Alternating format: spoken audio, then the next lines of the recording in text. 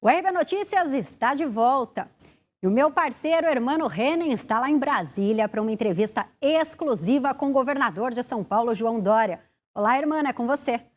Oi, Camila. Nós estamos aqui nos estúdios da Rede Brasil de televisão em Brasília e queremos começar agradecendo a disposição, a gentileza do governador João Dória conversar com a gente. Como vai, governador? Vai bem? Mano, bem de saúde? Um grande prazer reencontrar você e os telespectadores e os seguidores aqui da Rede Brasil. Muito obrigado pela oportunidade. O senhor encontra muita gente, tem uma atividade realmente bastante intensa. Tem feito exames para detectar o vírus? Como é que está a sua saúde? Já fiz 5 exames, testei 5 vezes negativo. E testarei quantas vezes for necessário. E mostro os meus exames, hein? Eu exibo publicamente os meus exames. Governador, o assunto dessa semana é a vacina, não é? Como é que... A boa notícia é de que já no ano que vem, não é, a população brasileira possa desfrutar, essa vacina pode já estar aí à disposição. Agora, até o ano que vem, não é, são 5 meses. O senhor tem ideia do que pode acontecer nesses 5 meses ainda? Como é que vai ser essa história? Irmão, a Coronavac, que é a vacina do Instituto Butantan com a Sinovac, o laboratório chinês, pode estar no mercado até antes do ano que vem. Os testes já começaram. Na última terça-feira, a vacinação de 9 mil voluntários em São Paulo, Rio de Janeiro, Distrito Federal, Minas Gerais, Rio Grande do Sul e Paraná tiveram início. Se os resultados forem positivos plenamente, ao longo desses 3 próximos meses, nós já poderemos ter a vacina disponível para produção em novembro, não havendo nenhuma interocorrência. Essa é a terceira fase da vacina da Coronavac. Nós temos hoje no mundo 12 vacinas na terceira fase de apresentação para os testes, a testagem. Se tudo correr bem, a Coronavac será a primeira vacina aqui do Hemisfério Sul a ser produzida e colocada à disposição, no caso do Brasil, pelo sistema SUS, para imunização de milhões de brasileiros.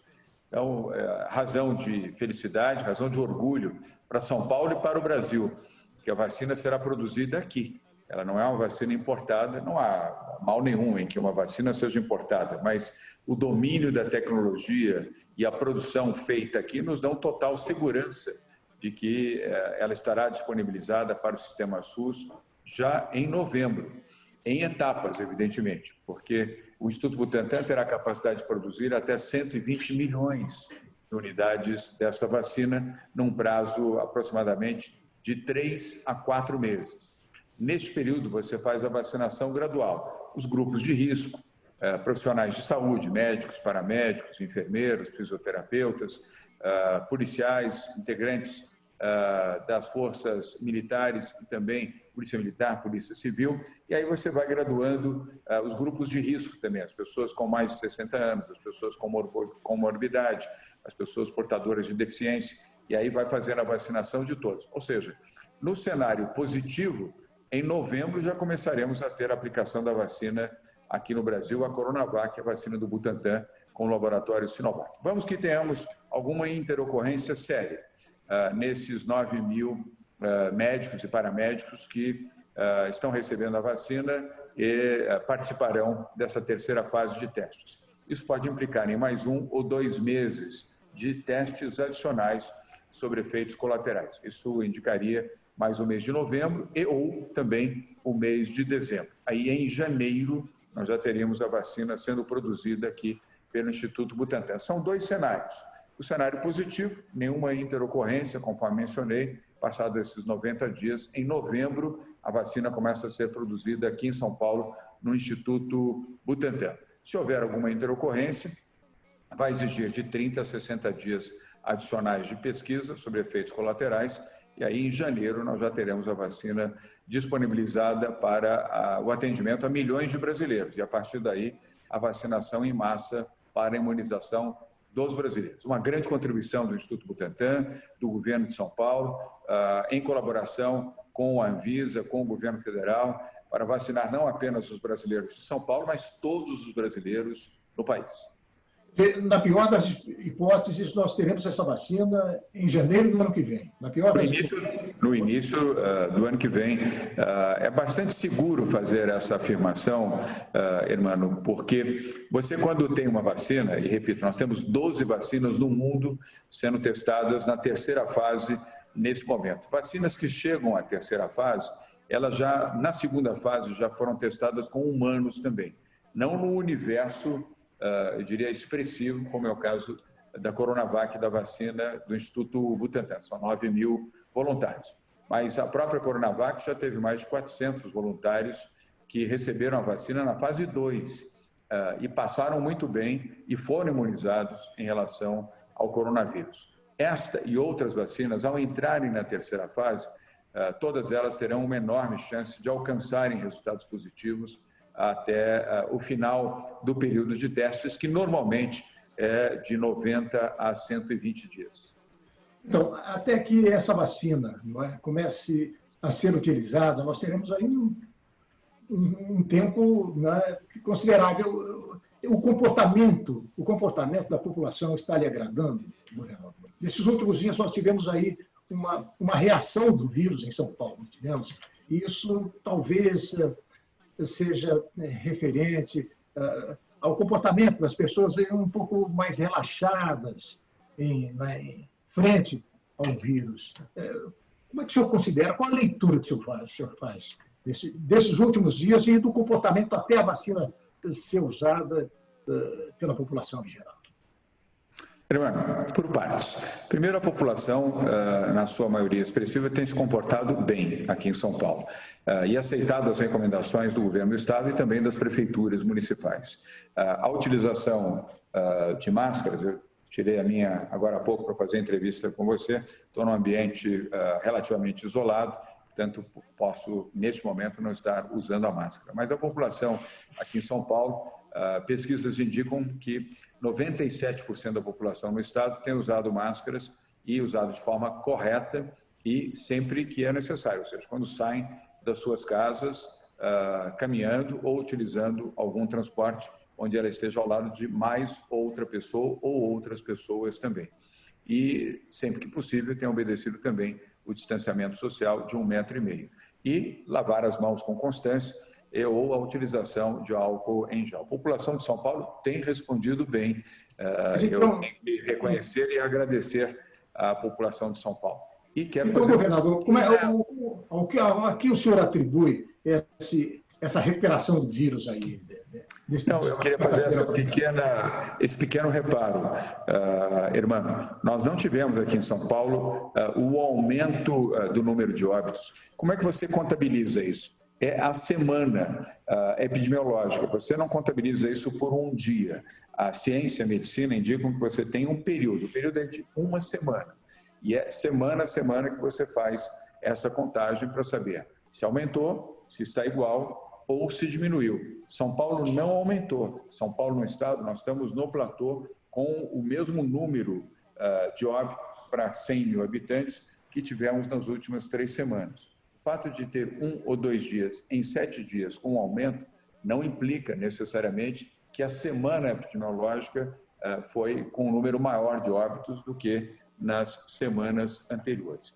A capital de São Paulo, nós temos tido queda, inclusive, aqui do número de pessoas infectadas e também do número de óbitos. A capital de São Paulo já está na sua 4ª semana descendente. Óbvio que vamos acompanhar isso passo a passo, não há nenhuma garantia de que o fato de estarmos no platô, nessa posição horizontal, vai nos garantir manter o platô ou, na sequência, ter a faixa descendente. Por isso que o acompanhamento é feito diariamente e semanalmente temos a avaliação da semana epidemiológica. Esse é um vírus que nenhum país do mundo conhecia e os seus aspectos também, a cada dia e a cada semana, vão sendo analisados. Haja visto situações nos Estados Unidos, na França, na Alemanha, em outros países também, incluindo Grã-Bretanha, Você acompanha pela própria Rede Brasil, pelo noticiário e outros veículos de comunicação, situações que às vezes surpreendem cientistas e médicos, infectologistas, em função de reações desta Covid-19. Mas vamos sempre, no olhar da medicina e da saúde, acompanhando e mantendo a quarentena. É importante registrar que nós, em São Paulo, estamos na 7ª quarentena. São Paulo e Rio de Janeiro foram os primeiros estados, irmão, do país a decretarem quarentena. São Paulo foi o primeiro estado do país a tornar lei a obrigatoriedade do uso de máscara, inclusive com penalização em dinheiro para as pessoas que não portarem máscara ou estarem nas ruas ou utilizando transporte coletivo. Mas eu repito, a população de São Paulo tem respondido majoritariamente bem. E esta é uma boa notícia. A segunda boa notícia nós já demos, que é a perspectiva da vacina que está sendo desenvolvida aqui pelo Instituto Butantan e, se tudo correr bem, já em novembro começaremos a aplicar a vacina no melhor cenário, conforme eu mencionei. Dadas as circunstâncias da pior notícia do século, que foi o coronavírus, irmão, em 216 países, a melhor notícia do século é a vacina. É evidente. Outra coisa, o senhor acha que esse platô se sustenta com esses índices até o surgimento da vacina? Qual é a sua expectativa nesse sentido? A boa expectativa é que possamos ter um descenso, uma queda, como aconteceu aqui na capital de São Paulo já há 4 semanas sucessivas. Mas isso exige atenção, a manutenção da quarentena, como nós temos feito, agora uma quarentena diferenciada, ou quarentena inteligente, como eu digo, porque ela avalia cidades e regiões. Cidades que estão mais protegidas e os índices de infecção estão sendo reduzidos e de óbitos também, e o controle do sistema público de saúde, com a oferta do atendimento primário nos hospitais e o atendimento com UTIs está abaixo de 75%, nós temos uma condição adequada para permitir a mudança da faixa. O Plano São Paulo, que nós implementamos aqui há 2 quarentenas atrás, ou melhor, há 3, se considerarmos esta quarentena atual, ela permite que você identifique as faixas. A faixa vermelha, que é a de maior restrição. A faixa laranja, já com um pouco menos de restrição. A faixa amarela, com um número sensível de menores restrições. Depois a faixa verde, e finalmente a faixa azul, que é aquela onde nós não teremos nenhuma restrição, exceto o uso de máscara. A máscara será validada e mantida pelo governo de São Paulo como obrigatoriedade. E sobre o mapa, para finalizar, nós já temos hoje 68% aproximadamente do estado na faixa laranja e na faixa amarela, que são as 2 faixas já com maior flexibilidade, e cerca de 30% do estado de São Paulo ainda na faixa vermelha. Caminhando passo a passo, com atenção, irmão, e sempre respeitando a ciência e a medicina. Pois é, o senhor então entende que não está havendo assim um certo relaxamento da população, não é? Agora, de forma geral, não. Não é? De forma geral, não. Mas vale o alerta. Aliás, eu agradeço a você por recolocar este tema. É importante que as pessoas não relaxem, porque nós estamos na pandemia, nós não estamos fora da pandemia. E só estaremos fora, definitivamente, irmão, depois de termos sido vacinados. Enquanto não houver a vacina, nós estamos sob risco. As pessoas precisam compreender isso. Então, devem usar máscara permanentemente, devem lavar as mãos com frequência e, se tiver dificuldade para água corrente e sabão, utilizar o álcool em gel e ter o distanciamento social. É isto que pode garantir, no momento, a não infecção de uma pessoa. E, caso infectado, procurar imediatamente um posto de saúde do município ou do estado, no caso aqui de São Paulo. Nós não deixamos de atender nenhuma pessoa aqui, já salvamos mais de 300 mil pessoas no sistema público de saúde municipal e estadual, graças à capacidade de leitos de UTI e também da estruturação da saúde em São Paulo. Aqui nós não tivemos problemas que você viu, e os telespectadores também, infelizmente, em outros estados brasileiros, ou viram na Itália e na Espanha, onde médicos e hospitais tinham que escolher quem vivia e quem não vivia. Isso em São Paulo não houve, Não há e não haverá. Governador, prometo que a gente já está terminando. Eu só gostaria de perguntar ao senhor, a gente sente que há uma certa pressão, não é, de certos setores, no sentido de que a vida volte ao normal, principalmente falando de economia, não é? O senhor achou que foi uma boa ideia voltar com o Campeonato Paulista de Futebol? Foi dentro do protocolo.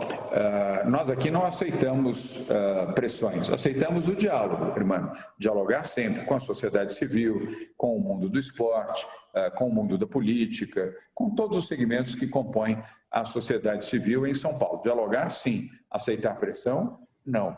Nós aqui aceitamos, sim, a orientação da saúde e da medicina. Por isso temos o Centro de Contingência do Covid-19, nosso Comitê de Saúde, que é composto por 20 médicos, epidemiologistas, infectologistas, cientistas, praticamente todos eles vinculados à Universidade de São Paulo. São nomes brilhantes, alguns dos nomes de maior reputação no país e de reputação internacional. Eles é que orientam todas as atitudes e os passos do Plano São Paulo e da nossa quarentena.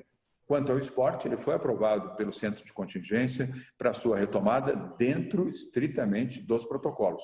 Ontem, você e talvez algumas pessoas tenham visto o início desta fase final do Campeonato Paulista de Futebol, sem público nos estádios. Todos os atletas entraram nos estádios com máscara, todos tiraram a temperatura, todos foram testados previamente para terem acesso ao jogo, assim como as suas respectivas comissões técnicas. Então, e a Federação Paulista de Futebol tem seguido rigorosamente a orientação do governo do estado e também do corpo médico que dá assistência à Federação Paulista de Futebol. Não precipitamos, não fizemos o que em outros estados, infelizmente, ocorreu, autorizando e depois recuando, pois havia riscos eminentes para os atletas, para a comissão técnica e para outros prestadores de serviços, porque fizeram isso antes do tempo. Aqui em São Paulo, felizmente, fizemos na hora certa, do modo correto e com bom diálogo com a Federação Paulista de Futebol e com a direção dos clubes aqui esportivos, tanto da primeira divisão quanto da segunda divisão do futebol em São Paulo. Pois é, pressão talvez tenha sido um termo um pouco forte, mas foi aí uma reivindicação muito acentuada dos dirigentes esportivos em São Paulo, não foi? O senhor não atendeu, mas já aconteceu. Mas com muito diálogo. Tenho que ser justo na relação com a Federação Paulista de Futebol, com a própria CBF, a Confederação Brasileira de Futebol, e com os dirigentes dos clubes que conversaram com o Centro de Contingência, através dos médicos que dão assistência aos clubes e também à Federação Paulista de Futebol, de uma maneira muito sóbria, muito correta e muito amparada nos aspectos da medicina e de proteção sanitária. Não houve nenhuma, vamos dizer, colocação mais incisiva ou mais dura por parte da Federação Paulista de Futebol e dos clubes. Eu tenho até que elogiar o comportamento que foi empregado por eles na relação com o governo do estado e também com o Centro de Contingência do Covid-19. Não foi, enfim, uma decisão precipitada voltar com o futebol? Não. No tempo certo, na hora certa e com acompanhamento. Nós só podemos ter jogos de futebol em estádios que estejam em cidades que estão na faixa amarela do Plano São Paulo. Lembrando que as faixas são vermelho, laranja, amarelo, verde e azul. Quem estiver na faixa amarela, estádios de futebol, podem receber os jogos sem público para o Campeonato Paulista de Futebol e futuramente, em breve, também do Campeonato Brasileiro. Cidades que estão na faixa laranja ou na faixa vermelha não receberão. Diante disso, por enquanto, só São Paulo recebe esses jogos. Não, há outras regiões do estado que estão na faixa amarela também, inclusive aqui na Grande São Paulo, no Vale do Paraíba, na região da Baixada Santista e no litoral sul de São Paulo, já estão também na faixa amarela. Estando na faixa amarela, os jogos poderão ocorrer dentro dos protocolos sanitários e ainda, neste momento, sem a presença de público. Governador João Dória, mais uma vez, obrigado pela sua disposição em conversar conosco aqui no RB Notícias e até uma próxima oportunidade. Obrigado, irmão. Eu que agradeço. É sempre um privilégio estar falando com você, um dos maiores jornalistas do país e também com os telespectadores que acompanham você na Rede Brasil. Muito grato mais uma vez. Disponha sempre, se proteja e, ao sair da emissora, a máscara está aqui. Eu quero justificar que eu também estou sozinho aqui no estúdio. Diante disso, me permitir conversar com o senhor de uma forma mais solta. Muito obrigado, governador. Até a próxima. Obrigado. Até breve. Obrigada, Hermano. E você acompanhou agora, então, a entrevista exclusiva com o governador de São Paulo, João Dória. O RB Notícias volta na segunda-feira. Agora você fica com a Hora da Verdade. Uma boa noite para você e um ótimo fim de semana.